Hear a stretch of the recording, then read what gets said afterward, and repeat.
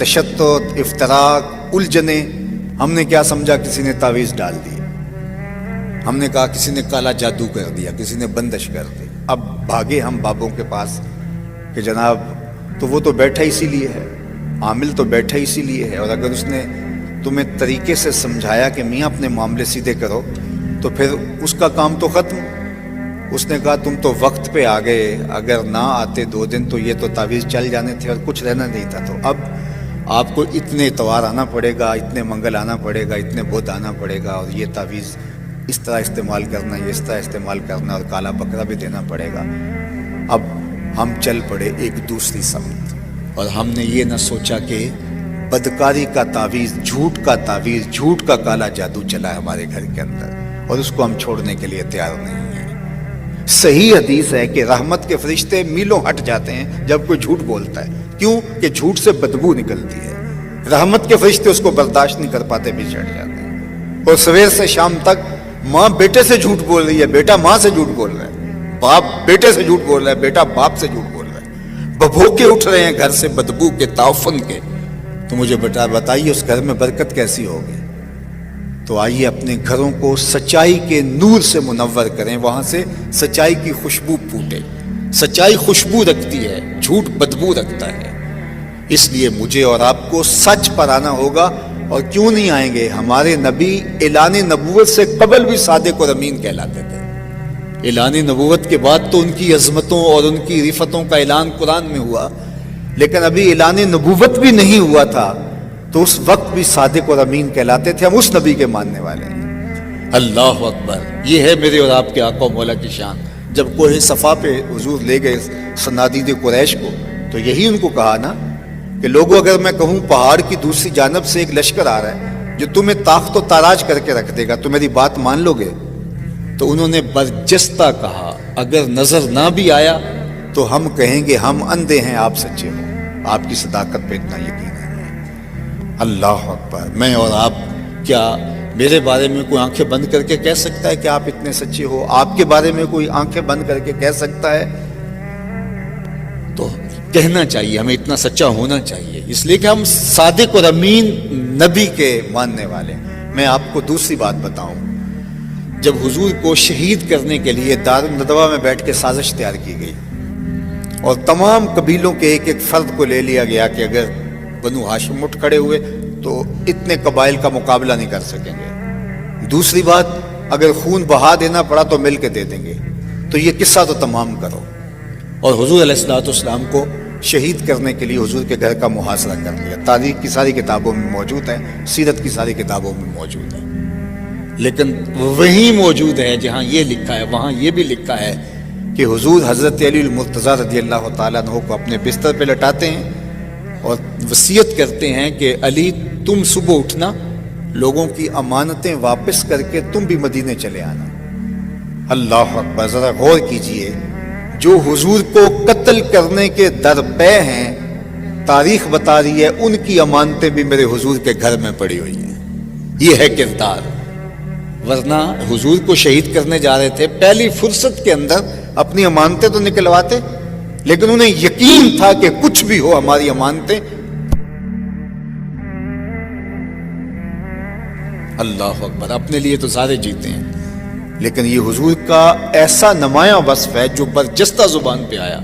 और वो क्या? व तहमिलुल कल्ला, जिसका कोई बोझ नहीं उठाता उसका बोझ आप उठाते हैं। गुरबा, युतामा, अरामिला, मसाकीन, बेवका, जिनका कोई बोझ उठाने वाले उसका बोझ आप उठाते हैं।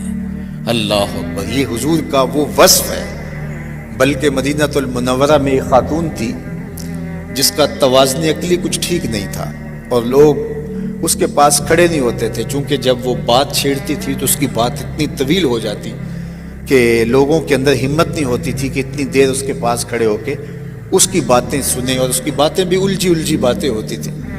एक दिन हुजूर मस्जिद नबवी में तशरीफ़ फरमा थे, तो उसने इशारे से हुजूर को बुलाया। उसकी बात सुनने के लिए हुजूर दरवाजे पे आ गए।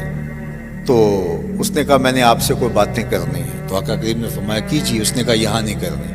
कहाँ करनी है? कहा बाहर आइए, मैं वहाँ आपसे कोई बात करनी है। कड़कती धूप, चल चलाता हुआ अरब का मौसम, और उसने आका करीम को धूप में खड़ा कर लिया। اور اپنی گفتگو جس طرح کی بھی اس کی تھی سنانے لگی، اور حضور پوری توجہ سے انہماک سے اس کی گفتگو سن رہے ہیں، اور وہ ہے کہ اس کی گفتگو ختم ہی نہیں ہو رہی۔ اللہ اکبر! ویسے تو سننے کے لیے حضور مل جائیں تو پھر کون گفتگو مختصر کرے گا؟ وہ کیا کسی نے کہا تھا نا، اسی شوق میں کی ہیں تجھ سے ہزار باتیں، تیرا حسن تیرے حسن بیاں تک دیکھو۔ اللہ اکبر! تو وہ حضور سے باتیں کیے جا رہی اور حضور اس کی باتیں کان لگا کے سن رہے ہیں۔ صحابہ کو غصہ بڑا آ رہا ہے اس عورت پہ، لیکن کہہ کچھ نہیں سکتے کہ حضور خود انہماک سے سن رہے ہیں۔ کافی دیر جب اپنی ساری باتیں جو اس کے دل میں تھی سنا کر کے واپس جانے لگی تو غالباً حضرت عمر نے کہا کہ حضور اس کا توازن عقلی ٹھیک نہیں، پورا مدینہ جانتا ہے، لوگ اس کو دیکھ کے راستہ بدل لیتے ہیں، آپ کا قیمتی وقت اور نازک بدن اور یہ چلچلاتی ہوئی دھوپ اور کار نبوت کی اہم ذمہ داریاں، اور آپ ایسی ویسی عورتوں کی باتیں کیوں سنتے ہیں؟ اس کی تو کوئی بات سننے کے لیے تیار نہیں۔ تو آقا کریم نے فرمایا عمر پورے مدینے میں اس کی کوئی نہیں سنتا، میں بھی نہ سنوں۔ اور پھر اس کو بلا کے کہا بڑھیا جب دکھڑے زیادہ ہو جائیں جہاں مرضی محمد کو کھڑا کر کے اپنی باتیں سنا لیا کرے، ایک تو ہی ہوتے ہیں میریاں آساں دا سہارا، دس کنوں کراں جے تینوں نہ کراں یاد۔ اللہ اکبر! وَتَحْمِلُ الْكَلَّ، ہر طرح کا بوجھ، اس کی باتوں کا بوجھ بھی اٹھا رہے ہیں۔ یہ ہے میرے حضور علیہ الصلوۃ والسلام کی سیرت۔ بعض اوقات ہماری مطابقت میں کوئی چیز نہ ہو تو ہم بعض اوقات ایک دم جھٹک کے چلے جاتے ہیں اور یہ نہیں سوچتے کہ اس کا دل دکھے گا۔ 2 لمحے اگر اس کی بات سن لیں، آپ سمجھ بھی گئے ہیں پھر بھی سن لیں، اس کا دل ہلکا ہو جائے گا۔ ایک بزرگ تھے، تو ایک دفعہ میں کسی پرانی جگہ پہ گیا تو وہاں کتبے لگے ہوئے تھے، تو وہاں ابو الخیر علیہ رحمہ کا ایک ربائی لکھی تھی، خدا وندہ چنا کن کہ پریشان نہ شوم، یہ ربائی لکھی تھی۔ تو میں نے وہ لکھ لی، نوٹ کر لی۔ تو جب ان بزرگوں کے پاس میں گیا تو وہ فارسی کا بڑا مذاق اچھا رکھتے تھے، تو میں نے سوچا کہ ان کو سناؤں گا، خوش ہوں گے۔ تو وہ بوڑھے بزرگ تھے، تو میں نے ان کو وہ فارسی کی وہ ربائی سنائی، حکیم عبد الحی رحمۃ اللہ تعالیٰ علیہ۔ تو مرے کالج سیالکوٹ کے پرنسپل صاحب وہ ان کی خدمت میں یوں آ کے بیٹھتے تھے اور اپنا بقیہ وقت وہیں گزارتے تھے۔ تو غلام علی صاحب بھی پاس بیٹھے تھے، تو میں بالکل نو عمر تھا، تو میں نے بڑے شوق سے یہ ربائی ان کو سنائی۔ تو وہ کہنے لگے وہ غلام علی صاحب یہ ذرا لکھ لو، بہت اچھی ہے۔ اور وہ باقاعدہ کاغذ لے کر آئے اور پوری ربائی نوٹ کی۔ تو اس کے بعد پھر اس کے اندر بعد میں انہوں نے کہا کہ یہ لفظ اگر ایسے ہو جائے تو جو ہے وہ ایسے زیادہ بہتر نہیں ہے۔ تو میں سمجھ گیا کہ یہ حضرت کو تو ربائی جو ہے وہ پہلے ہی آتی تھی۔ تو ایک دن دوبارہ ملاقات ہوئی تو ویسے ہی باتیں ہو رہی تھی کسی موضوع پہ، تو وہ اپنے بزرگوں کی بات سنانے لگے۔